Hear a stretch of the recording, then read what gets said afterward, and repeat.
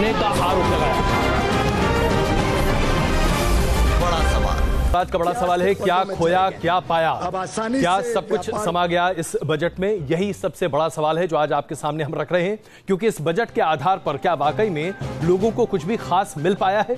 अभी तक हम चर्चा कर रहे थे कि मध्य वर्ग को लुभाने के लिए जो 5 लाख रुपए तक की आय पर टैक्स नहीं लगने की बात कही गई है, क्या वाकई में वो लोगों की बेहतरी के लिए है या दरअसल वो भी एक गुगली है, जैसा कि अभी त्रिवेदी जी कह रहे थे? बातचीत करने के लिए हमारे साथ अभय दुबे जी कांग्रेस से, राजीव रंजन जी जेडीयू से, दिनेश वर्मा जी अर्थशास्त्री, वाईपी त्रिवेदी जी इस वक्त हमारे साथ मौजूद हैं, इनके सिंह साहब हैं, और रमेश विदुड़ी जी हमारे साथ जुड़ रहे हैं, भारतीय जनता पार्टी के सांसद हैं। अभय जी, ब्रेक से पहले हम यही चर्चा कर रहे थे कि आप यानी कि कांग्रेस पार्टी किस तरीके से मध्य वर्ग में अपना जनाधार एक बार फिर बनाएगी, खास करके तब जबकि रेवड़ियों के आधार पर देखा जाए तो मध्य वर्ग को लुभाने के लिए मौजूदा सरकार ने अपना पिटारा खोल दिया है।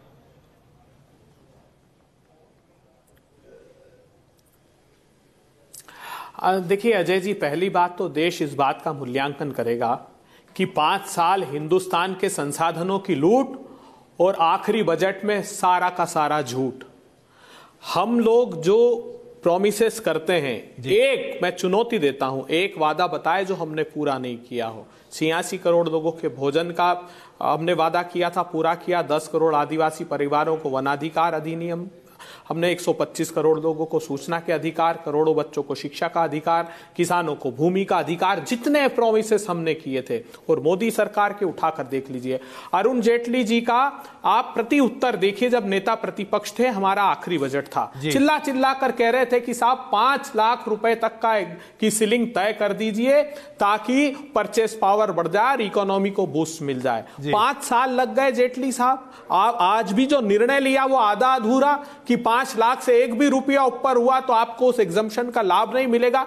अरे होना यह चाहिए था कि बाकी की इनकम पर आप टैक्स लेते, 5 लाख का एग्जम्पशन फ्लैट सब लोगों के लिए कर देना चाहिए था। तो मुझको लगता है कि जो हम लोगों की स्कीम है, जो राहुल गांधी जी ने कहा है, मिनिमम गारंटी हम जो कर रहे हैं लोगों को, वो प्रोग्रेसिव स्कीम है, यूनिवर्सल नहीं है। हम लोग इसमें आज बताता हूं मैं आपको कि ये जो 12 करोड़ किसान हैं वो उसमें इंक्लूडेड रहेंगे, स्मॉल और मार्जिनल, जिसको हम इससे कई गुना ज्यादा राशि प्रोवाइड करने वाले। हमारा जब मैनिफेस्टो आएगा, जब आप पढ़ लीजिएगा उसको, तो कम से कम मध्यम वर्ग को एक बड़ी, वंचित वर्ग को एक बड़ी राहत होगी, और मध्यम वर्ग के लिए भी एक वाइब्रेंट हमारा चिदंबरम जी मैनिफेस्टो बना रहे हैं। और जितने वादे हम करेंगे उसको हर हाल में पूरा करेंगे। विदुड़ी जी, जो वायदे करेंगे पूरा करेंगे, और कम से कम राहुल गांधी ने अभी कर तो दिखाया है उन 3 राज्यों में जहां कांग्रेस की अभी सरकार बनी है। आप सिर्फ गुगली देते रहते हैं, यही आरोप कांग्रेस का है, और कई एक्सपर्ट्स भी इस बारे में चर्चा कर रहे हैं। क्या ये वाकई में वास्तविकता है? सिर्फ गुगली, सिर्फ जुमला? अजय जी, अभी अभय जी ने कहा, हम जो कहते हैं गरीबी हटाओ देश बचाओ का नारा 1971 में दिया गया था, 1971 के अंदर कांग्रेस का नारा था। कांग्रेस कभी भी एक बार के बाद दोबारा सरकार में आई तो एक्सीडेंटली आई थी, इमोशनली ब्लैकमेल करके। 71 में पाकिस्तान का युद्ध हो गया, 77 में इमरजेंसी लग गई, उसके खिलाफ 80 में आ गई, 91 में राजीव की डेथ हो गई, 84 में इंदिरा जी की डेथ हो गई। तो कांग्रेस ने कभी देश के लिए, इन्होंने दुनिया भर के सारे काम गिनवा दिए। 2G स्पेक्ट्रम को भूल गए, कॉमनवेल्थ को भूल गए, कोल घोटाले को भूल गए, आदर, ये सब भी आपने ही किए थे, ये देश में किसी और ने नहीं किए थे। और देश में 70 साल के शासन में 50 वर्ष तो एक ही परिवार ने राज किया, इंक्लूडिंग मनमोहन सिंह। वो आपको दिखाया होगा भी एक्सीडेंटल प्राइम मिनिस्टर में कि राज कौन कर रहा था, एक ही परिवार कर रहा था।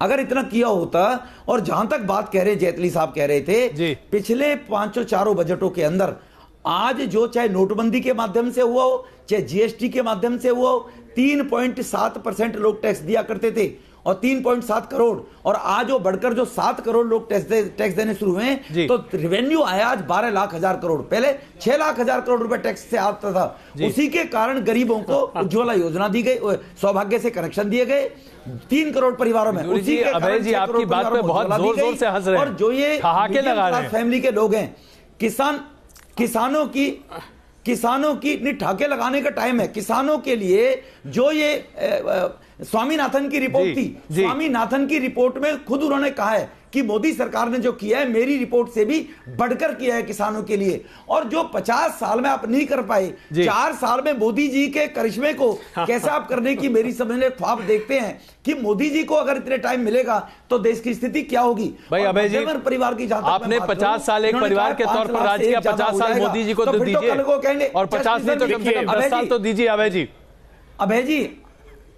अभय जी मुझे कंप्लीट करने दीजिए। 5 लाख से ऊपर वाले को दो, फिर कहते हैं अंबानी को भी दे रहे हो, फिर कहते हैं टाटा को भी दे रहे हो, फिर कहते हैं राहुल को भी दे दो। तो जो 5 लाख का मध्यम वर्ग परिवार है जिससे उसकी आमदनी है ही नहीं, वही मध्यम वर्ग परिवार है जिसकी 5 लाख से ज्यादा आमदनी है, वो अपर क्लास में आ जाएगा, श्रेणी के अंदर आ जाएगा। ये भी अभय जी को ध्यान रखना चाहिए। चलिए अभय जी, एक नया क्लासिफिकेशन मध्य वर्ग के लिए। देखिए विदुड़ी जी विद्वान साथी हैं, पार्लियामेंटेरियन हैं। ये तो पार्लियामेंट में थे जब 16-17 का इकोनॉमिक सर्वे मोदी सरकार ने रखा। वो पढ़ा नहीं आपने क्या कहा मोदी सरकार ने कि जो 1947 में 70% गरीबी थी उसको 2014 तक रिड्यूस करके 22% कर दिया।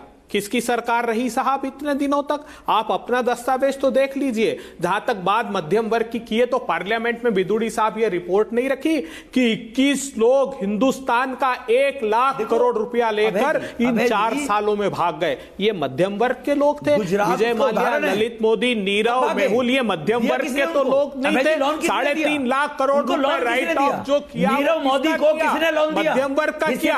मध्यम वर्ग का कौन? समझ लीजिए उज्ज्वला योजना को अरे लोन देना अपराध नहीं है। अपराधी को भगा देना। माल्या को लोन किसने दिया? वो भाग्य लोन किसने दिया? बताइए माल्या को लोन किसने दिया? नीरव मोदी को लोन किसने दिया? ये आप जो लुटाते रहे देश को, आज देश के अंदर 4.5 साल के शासन में एक पैसे का भ्रष्टाचार नहीं हुआ। अच्छा चलिए आइए उसके बाद कहिएगा। आइए जरा समय देंगे राज करने वाला। आइए जरा इस पर दुबे साहब पूरा खानदान। अच्छा विदुरी जी प्लीज, विदुरी जी आपके सारे विदुरी जी जरा बिल्कुल एक अरे वो जो जमानत पर है वो किसानों का भला करेंगे, जो जमानत पर है भ्रष्टाचार में वो गरीबों का भला करेंगे। आगे तो कुछ दिखता ही नहीं आपको। अभय जी ये पूरा का पूरा अरे भ्रष्टाचार, अरे आजादी की लड़ाई का अखबार था। अच्छा चलिए यहाँ पर ना तो हम खानदान की बात कर रहे हैं। गोरों से नहीं डरे तो चोरों से क्या डरेंगे हम लोग। अच्छा चलिए मैं आप दोनों से कहता हूँ, मैं आप दोनों से आग्रह करता हूँ। हम दो सुनिए ऐसा हम अभी खानदान की चर्चा नहीं कर रहे हैं। और जाहिर सी बात है ये पूरा का पूरा मुद्दा हम आज बहस पर है। मध्य प्रदेश आज जो बहस कर रहे हैं उस बहस में बजट हमारा मुख्य ध्येय है। जी प्लीज राइट ही नहीं है जी। अच्छा विदुरी साहब आप ही के सहयोगी राजीव जी भी इस वक्त हमारे साथ मौजूद हैं। इलेक्शन का जी नहीं है जी बिल्कुल। राजीव जी अब बुनियादी सवाल ये है, मैं क्या कहता हूं, त्रिवेदी जी प्लीज मैं आ रहा हूं sir Trivedi ji 1 minute sir 1 minute Trivedi ji please 1 minute ज्यादा करके। राजीव जी बुनियादी सवाल यहां पर यह है कि इस बजट से या ये जो दिशा निर्देश है इससे क्या आम लोगों का फायदा होता दिख रहा है? सबसे बड़ी बात एक। और दूसरी बड़ी बात, क्या 5 साल तक का इंतजार करना पड़ता है लोगों को सिर्फ इसलिए क्योंकि जब चुनावी साल आएगा तो फिर सरकार अपना पिटारा खोलेगी, वरना 5 साल तक आपका खून चूसती रहेगी?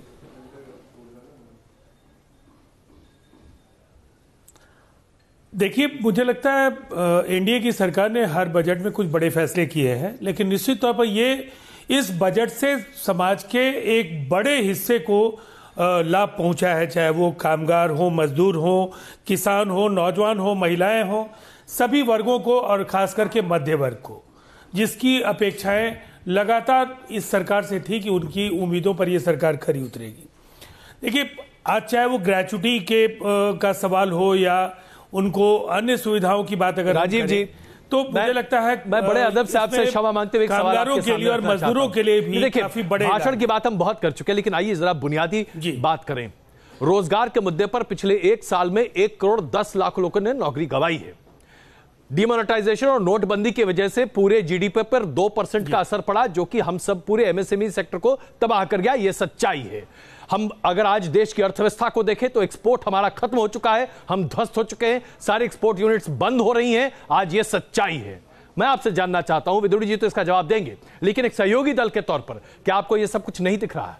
क्या आपको देश की बेरोजगारी नहीं दिखती? क्या इस पर चर्चा करना आवश्यक नहीं है? और जिस डेटा के साथ सरकार खिलवाड़ कर रही है, क्या ये भी आपको नहीं दिखता? देखिए, जीएसटी और नोटबंदी को लेकर के पहले से आशंकाएं थी कि अर्थव्यवस्था को आरंभिक कुछ झटके लगेंगे जी, उससे उबरना है अर्थव्यवस्था को, यह उम्मीद की जा रही थी और अर्थव्यवस्था उबर गई।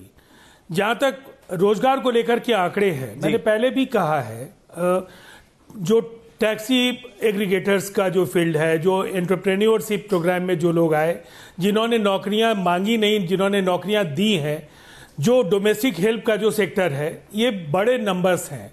और साथ साथ जिस तरह से आज मुद्रा लोन और बाकी जो आंकड़ों का ऐलान इस सरकार ने किया है जी, तो रोजगार के आंकड़ों को लेकर के मैं ये जरूर कहूंगा कि सरकार को बहुत कुछ करना है जी। जिस तरह की उम्मीदें बंधी थी उसके हिसाब से काम करना बहुत कुछ बाकी है, लेकिन इतना कुछ भी नहीं है जो भयावह तस्वीर कांग्रेस के नेता दिखाने की कोशिश करते रहे हैं, उससे देश उभर रहा है। मैं एक बार सरकार को यहां शामिल करना चाहता हूं, क्योंकि आवश्यक है कि हम एक रोड मैप सरकार ने तैयार किया है, उस पर इसी रोड मैप पर चर्चा करते हैं।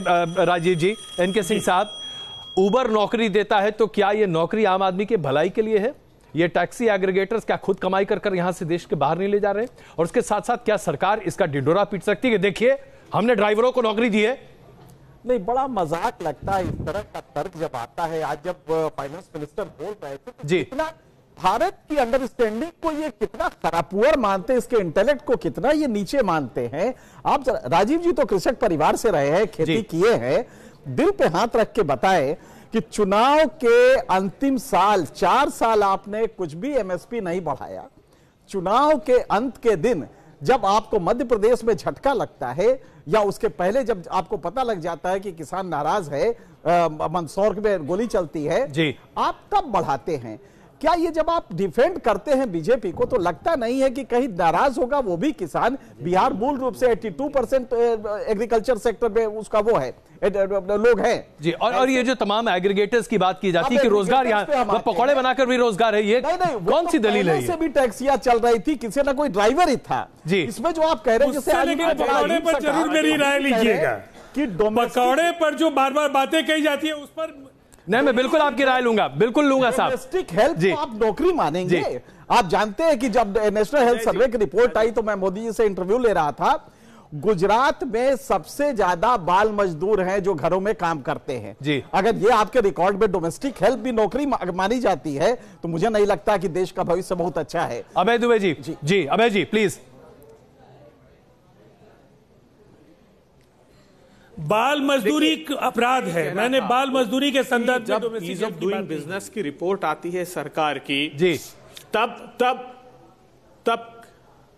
जब ईज ऑफ डूइंग बिजनेस की रिपोर्ट आती है तो सरकार को क्या मॉर्गन स्टैनली की रिपोर्ट नहीं दिखाई देगी कि 23,000 करोड़पति व्यापारी हिंदुस्तान छोड़कर बाहर अपना व्यवसाय करने लग गए। अभी मुद्रा लोन का वित्त मंत्री जी ने भी बड़ा ढिंडोरा पीटा, भारतीय जनता पार्टी भी कह रही थी। मुद्रा लोन में 96% लोन शिशु कैटेगरी के हैं, अर्थात 50,000 रुपए तक के। उसमें एवरेज अगर आप निकालेंगे तो 13 करोड़ 14 करोड़ लोगों ने 23,040 रुपए का लोन लिया है। पकोड़े का ठेला भी ढंग से नहीं लग सकता साहब। आप क्या मूल्यांकन करते हैं? 8 लाख करोड़ रुपए का आउटस्टैंडिंग क्रेडिट था जब हम यहां छोड़कर गए थे। आज आप कहते हैं कि हमने 7.5 लाख करोड़ रुपए के मुद्रा लोन बांट दिए और उसको कहते हैं कि बहुत बड़ा उन्होंने स्वरोजगार पैदा कर लिया और लोगों को रोजगार दे दिया। जो आप बात कह रहे थे अजय जी बिल्कुल ठीक है। नहीं, पकौड़े को लेकर के अभय दुबे जी ये हिकारत का भाव क्यों है? के जो जिक्र आपके पास जी ने भी परवीन वारसी का नाम आपने सुना है? एक तो कम से कम एक तो बता दीजिए मुझे एक फायदा हिंदुस्तान की सरहद से जाकर अरे साहब महिला समोसा क्वीन के नाम से जानी जाती है। एक बात बताइए, richest business women of Britain के तौर पर परवीन वारसी का नाम है। अरे तो करोड़ों का इस तरह से जब बहुत अच्छी बात सेक्टर में इकोनॉमी, ये वातावरण हिंदुस्तान में है क्या? अभी अजय जी ने बताया आपका फॉरेन रिजर्व $13.2 बिलियन से डिप्लेशन उसमें हो गया। 8 कोर इंडस्ट्री की ग्रोथ रेट कोलैप्स हो गई। आपका एक्सपोर्ट खत्म हो गया। देखिए, करना तो कुछ नहीं था, वर्षों तक सत्ता में रहे और किया कुछ नहीं, और केवल आज आंकड़े पर आंकड़े, आंकड़ों का खेल भी कमाल है। इसकी बाजीगरी में कांग्रेस को महारत। चलिए, आंकड़ों के खेल और आरोप प्रत्यारोप के बीच में अभय जी आइए जरा आपको दिखाते हैं। वित्त मंत्री, कार्यवाहक वित्त मंत्री पीयूष गोयल जी से न्यूज नेशन ने खास बातचीत की है। हो सकता है हमारे कुछ सवालों का जवाब उन्होंने दिया हो। आइए उसके बाद चर्चा आगे बढ़ाते हैं, देखते हैं पीयूष गोयल जी क्या कह रहे हैं। पीयूष गोयल जी इस समय हमारे साथ मौजूद हैं। सर, क्या कहेंगे, किसानों के लिए बजट था इस बार का? सबके लिए बजट था इस बार का। तो किसानों के लिए सर कहा जा रहा है कि जो राहत है वो पूरी सब नहीं मिल पाएगी, क्योंकि 71% किसान जो हैं वो लीज पर काम करते हैं। ये आप लोगों का आकलन है, हमारे पास तो जो आकलन है उसके हिसाब से जो रिकॉर्ड है उसके हिसाब से ये तय किया गया है। सीमांत और छोटे किसानों को लाभ मिले, ये सरकार की प्राथमिकता है। सर, इसमें जो अनऑर्गेनाइज सेक्टर है 93% है, उसको राहत देने की कोशिश की गई है। हर वर्ग को हमने राहत दी है। सिर्फ इस बार नहीं, 5 वर्ष लगातार इस सरकार ने समाज के हर वर्ग को राहत दी। तमाम मीटिंग्स का दौर जारी है, लेकिन साफ तौर पर उन्होंने कहा है कि ये सभी आम आदमी का बजट है। हालांकि तमाम ऐसे सवाल थे जो न्यूज नेशन पूछना चाह रहा था। सवाल ये है कि आखिर क्या अनऑर्गेनाइज सेक्टर पे जो नोटबंदी की मार पड़ी उससे सरकार आहत है और उस पर मरहम न लगाने की कोशिश कर रही है। वीडियो जर्नलिस्ट जगदीश चंद के साथ सईद आमिर हुसैन, न्यूज नेशन, दिल्ली। इससे पहले कि हम चर्चा पर और आगे बढ़े, दिनेश जरा हमें यह समझा दीजिए कि क्या एमएसएमई सेक्टर पर जो चोट पड़ी नोटबंदी की, उस चोट की कोई मरहम मौजूदा सरकार ने किसी भी स्तर पर लगाने की कभी भी कोशिश की है क्या? नहीं अजय, रादर अगर आप इस चीज़ को थोड़ा और देखें जी, एक तो डीमोनेटाइजेशन था, उसके बाद जो जीएसटी की वजह से वहाँ परेशानी पैदा हुई। हम आपको याद होगा कि हम रात को 12 बजे जिस दिन जीएसटी लॉन्च हुआ था तब भी हम इस चीज़ को डिस्कस कर रहे थे जी। अब आप जाके उनका कंप्लायंस थोड़ा सा ईज आउट करने की कोशिश कर रहे हो, बट जो डैमेज और जो उस कंप्लायंस का बोझ जो पड़ा था उसके ऊपर, वो जो एक्चुअली उसका लॉस होना था वो हो चुका। जो भी डिसीजन अब आप ले रहे हो, आपने क्वार्टरली रिटर्न्स कर दी, एनुअल रिटर्न्स कर दी, वो बहुत लेट लिया। ये सब चीजें आपको एमएसएमई को डे 1 पे प्रोवाइड करनी चाहिए थी। एमएसएमई अपने आप में एक बहुत बड़ा अनऑर्गेनाइज सेक्टर था, उसके अंदर जो एक लेबर थी और जो डिमोनेटाइजेशन की वजह से यूनिट बंद हुए, लेबर अपने गांव चली गई, वो चीज कभी भी वापस रिकूप जो है वो रियलिटी जो है वो बड़ी डिफरेंट है जी। वो प्रोबेबली शायद हम पॉलिटिकल लोग नहीं, हम स्टूडियो में बैठकर उस पर शायद उसका विचार भी नहीं कर सकते जो दिक्कतें वहां झेली जा रही हैं। रमेश विदुड़ी जी, आप तो जमीन से जुड़े नेता हैं, बखूबी जानते हैं। भले ही हम दिल्ली की बात करें, लेकिन दिल्ली के गांव में आज जितनी बेरोजगारी है, क्या उस बेरोजगारी पर सरकार मरहम लगा पा रही है? देखो अजय जी, बेरोजगारी जो है वो 4 साल में देश में पैदा नहीं हुई है। और जब बेरोजगारी में वो नौजवान जो स्कूल ना होने के कारण से एजुकेशन नहीं ले पाया, गरीबी के कारण से 10th क्लास में पढ़ाई छोड़ दी, 11th क्लास में पढ़ाई छोड़ दी, उसको अगर 50,000, 60,000, 70,000 से भी रोजगार मिल जाए तो उसको एक राहत मिलती है, उसके माँ बाप को राहत मिलती है, जिसका कांग्रेस बार बार मजाक उड़ाती है उस गरीब वर्ग का, जो 65% देश में लोग रहते हैं। और क्या डिमोनेटाइजेशन की बात करो या जीएसटी की बात करो, क्या जीएसटी कांग्रेस 12 साल से प्रयास नहीं कर रही थी लाने के लिए? क्या सभी राज्य जीएसटी के लिए कह नहीं रहे थे? और क्या जो अगर डिमोनेटाइजेशन की अगर हम बात करें तो ऐसे वर्ग की अगर बात करेंगे तो चंद लोगों के घरों में पैसा रखा हुआ था, वो पैसा जब तक अगर निकल के नहीं आएगा, टैक्स पेयर अगर 3.3 करोड़ से ज्यादा 6 करोड़ हुए, मैं बड़े आदर साहब से क्षमा चाहता हूं साहब, मैं क्षमा चाहता हूं, मुझे आपको बीच में रोकना पड़ रहा है। कांग्रेस के अध्यक्ष राहुल गांधी पत्रकारों से बातचीत कर रहे हैं, आइए जरा देखते हैं वो क्या कह रहे हैं।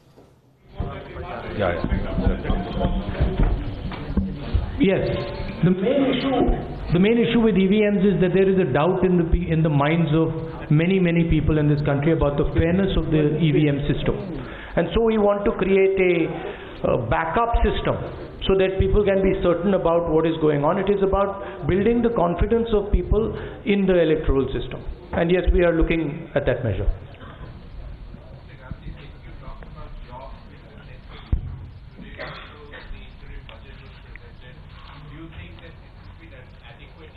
I don't think giving farmers 17 rupees a day is adequately addressing anything. I think it's an insult. I think it's an insult to the Indian farmer to turn around and tell him that you're going to give him 17 rupees every day. I mean, there couldn't be a bigger insult than this. And as far as jobs are concerned, everybody knows. आपने देखा राहुल गांधी अभी कह रहे हैं कि 17 रुपए प्रतिदिन एक किसान के परिवार को देना किसान परिवार के मुंह पर तमाचा मारने के योग्य है। Critical front for the nation. Rahul ji Mohit Dubey हूँ न्यूज़ नेशन से। सर मेरा सवाल ये है कि किसानों को लेकर आपने छत्तीसगढ़ में न्यूनतम आय की बात की थी, उसके बाद आपने जैसे कहा कि 500 रुपये महीने देने की बात मोदी सरकार ने की है और 2 महीने के भीतर 2000 रुपये जो है किसानों के खाते में चला जाएगा। आपने कहा कि अपमान किया है किसानों का मोदी सरकार ने, तो क्या माना जाए कि लोकसभा चुनाव में एक बड़ा मुद्दा आप लोगों का होगा और आप जाके लोगों को बताएंगे कि नहीं किसानों की इंसल्ट हुई है, ये कोई योजना नहीं है? आप 3.5 लाख करोड़ रुपए 15 लोगों का कर्जा माफ कर सकते हो और किसान को आप 17 रुपए देते हो, दिन के 17 रुपए। अपमान नहीं है तो क्या है? तो बिल्कुल चुनाव किसान के मुद्दे पर, रोजगार के मुद्दे पर और इंस्टीट्यूशनल जो आक्रमण हो रहा है, इन 3 मुद्दों पर चुनाव होगा। और आखिरी बात और जो बहुत जरूरी बात है, प्रधानमंत्री जी के भ्रष्टाचार, राफेल मामले पे चुनाव होगा। अब ये लंबा प्रेस कॉन्फ्रेंस नहीं कर सकते हैं क्योंकि शरद पवार जी की फ्लाइट है, बाकी लोगों की फ्लाइट है, तो यहाँ कंक्लूड करना पड़ेगा। आप सबका बहुत बहुत धन्यवाद। राहुल जी ईवीएम पे एक सवाल। राहुल जी ईवीएम को लेकर के एक सवाल है। लंदन में एक प्रेस कॉन्फ्रेंस आप जो अंतरिम बजट है वो मुद्दा विहीन कर दिया है आपको कि आपके पास, विपक्ष के पास कोई मुद्दा नहीं है और ये सभी मुद्दों के, चाहे किसान की बात की जाए, चाहे मध्यम वर्ग या नौकरी पेशा की बात, इसलिए आप जो है आपके ट्वीट पर उन्होंने प्रतिक्रिया दी। मेरे ट्वीट पे क्या बोला उन्होंने? बोला कि मुद्दा विहीन हो गए हैं आप, आपके पास कहने के लिए कुछ नहीं है, इसलिए इस तरह बात। The surgical strike is going to happen in the next couple of months with Mr. Modi and the government. There's going to be one surgical strike after the other on Rafael, on demonetization, on jobs, on agriculture. तो आप देख रहे थे कांग्रेस अध्यक्ष राहुल गांधी चुटकियां ही ले रहे हैं और साथ साथ उन्होंने जो आंकड़े प्रस्तुत किए वो अपने आप में वाकई में चौंकाने वाले इसलिए भी हैं कि राहुल गांधी ने तो ये कहा कि प्रति परिवार किसान के 17 रुपए मिलेंगे, लेकिन अगर उस आंकड़े को आप जरा थोड़ा सा और बारीकी से देखें, अगर एक परिवार में 5 व्यक्ति हैं एक किसान के, तो सरकार ने जो घोषणा की उसके आधार पर 3 रुपए 25 पैसे प्रतिदिन प्रति व्यक्ति एक किसान को मिलेगा। अब आप समझ लीजिए कि कितनी बड़ी राशि आपके पास आने जा रही है। मैं क्षमा चाहता हूं, इस बहस को हमें यही खत्म करना पड़ रहा है वक्त की कमी की वजह से, लेकिन इसमें कोई शक नहीं है कि चुनावी बजट है या यूं कहें कि अंतरिम बजट है जिसे प्रस्तुत किया गया है, इसका मकसद चुनाव के मैदान में भुनाना ज्यादा है, इसमें कोई शक नहीं। आप सबका बहुत धन्यवाद इस चर्चा में शामिल होने के लिए। बने न्यूज़ नेशन के साथ। का आरोप लगाया